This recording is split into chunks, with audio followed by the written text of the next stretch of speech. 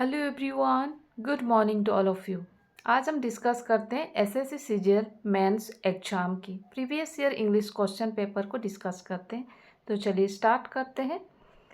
Question number 11 से select the correct spelling of the incorrectly spelled word in the given sentence.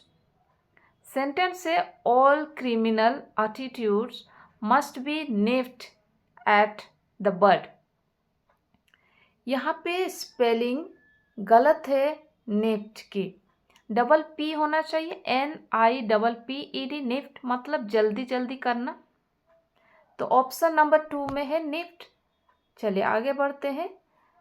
Question number 12 कहता है select the option that expresses the given sentence in direct speech. Direct speech में बनाना है sentence को।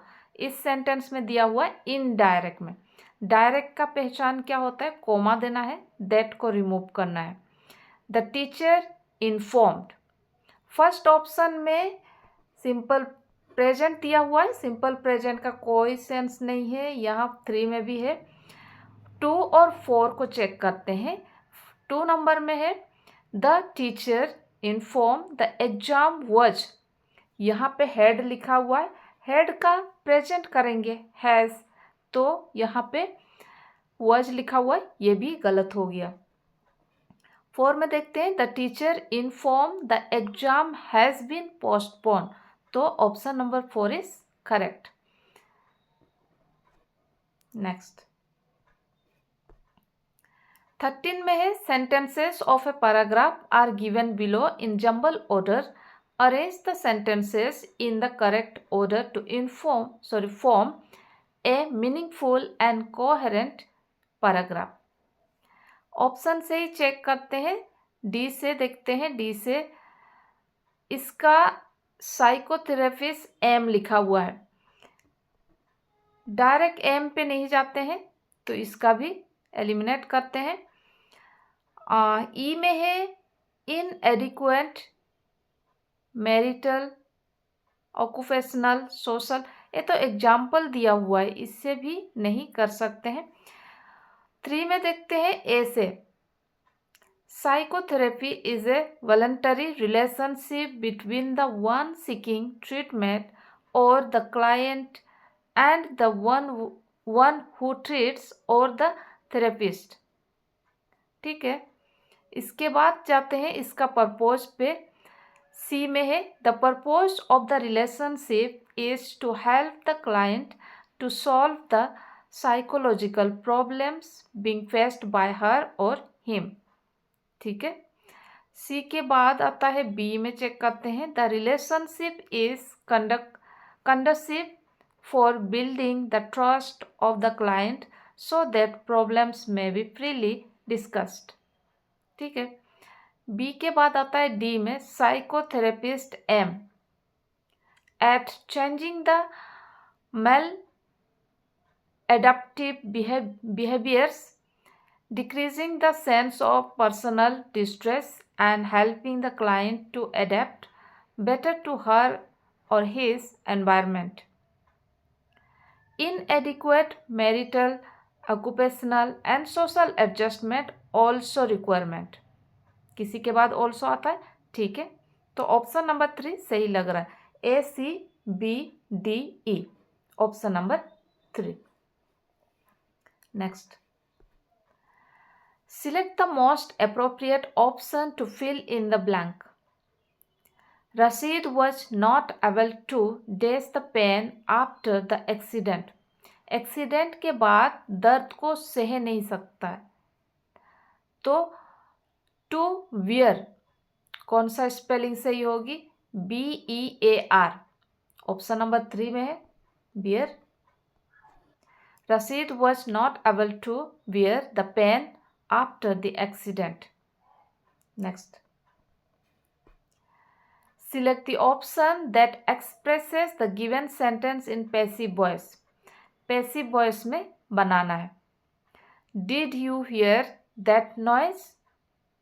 जब भी did से start होती है तो हमें सेंटेंस को फ्रेम करना was या were से स्टार्ट करेंगे अकॉर्डिंग टू सब्जेक्ट। यहाँ पे नॉइस क्या है? दैट नॉइस एक अनकाउंटेबल है, अनकाउंटेबल नाउन है तो वॉज लिखते हैं। वॉज दैट नॉइस, हियर का थर्ड फॉर्म बनाते हैं हर्ड बाय यू, तो ऑप्शन नंबर 1 सही है। Was that noise heard by you, option number 1 सही है। 2 में इस से स्टार्ट हो रहा है, प्रेजेंट हो गया, ये से नहीं। वॉज नॉट 3 में है, इसमें तो नेगेटिव कर दिया, इसका कोई सेंस नहीं बनेगा। और 4 में हैज़ बना दिया, तो ये सब कोई सेंस नहीं है। आगे देखते हैं। 16 में है select the option that expresses the given sentence in direct speech. Direct speech में बनाना है। The district magistrate ordered the police to work all night and put an end to those riots. Direct speech में बनाने के लिए हमें coma चाहिए और अगर दैट है तो उसको रिमूव करेंगे। ये तो इम्पेरेटिव सेंटेंस है, 2 से स्टार्ट हो रहा है, ठीक है। The district magistrate told the police, सभी में है, सभी ऑप्शन में है, टोल्ड द पुलिस, ठीक है। नेक्स्ट है वर्क, वर्क 2 को रिमूव कर देते हैं। Work all night and put an end this riots, option number 1 सही लग रहा है, दोज का दिस बना देते हैं। 2 में है work all night and to this riots and put N,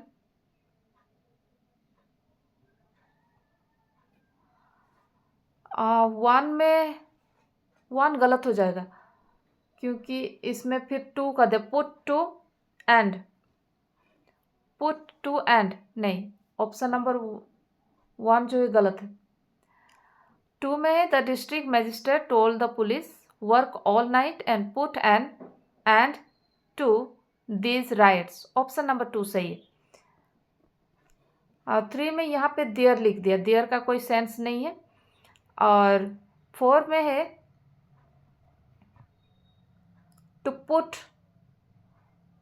फिर से टू पुट लिखा हुआ है इसलिए यहाँ पे भी गलत हो गया, तो option number 2 is correct. Next,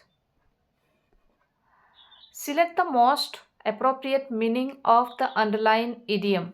यहाँ पे इडियम है, अंडरलाइन किया हुआ है, to pull out all the stops, to pull out all the stops, इसका मतलब होता है to do everything to make something successful, successful बनाने के लिए कुछ भी करना, to do everything to make something successful, option number 4 is correct.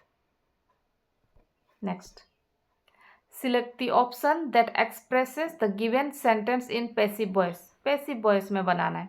Sentence है everyone was surprised at his speech, यहाँ पे ऑब्जेक्ट है हिज स्पीच, यहाँ से स्टार्ट करते हैं हिज स्पीच, सारे ऑप्शन में है हिज स्पीच।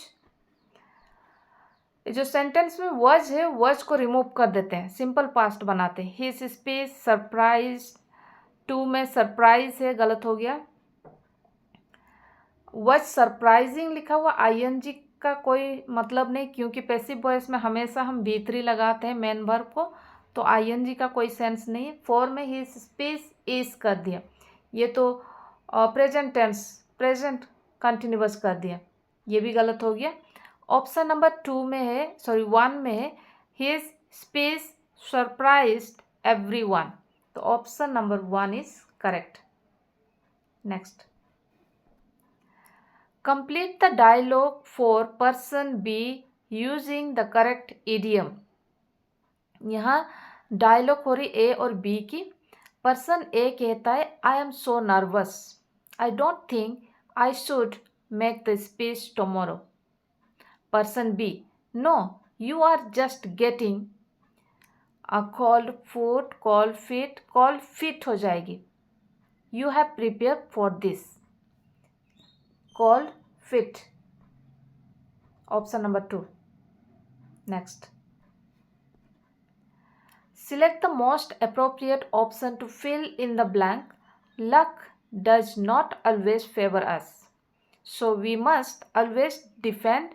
डिपेंड के बाद जो प्रीपोजिशन आती है ऑन या अपॉन आती है, तो ऑप्शन नंबर 2 में अपॉन है, ठीक है, तो option number 2 is correct. Luck does not always favour us, so we must always depend upon our own efforts for success.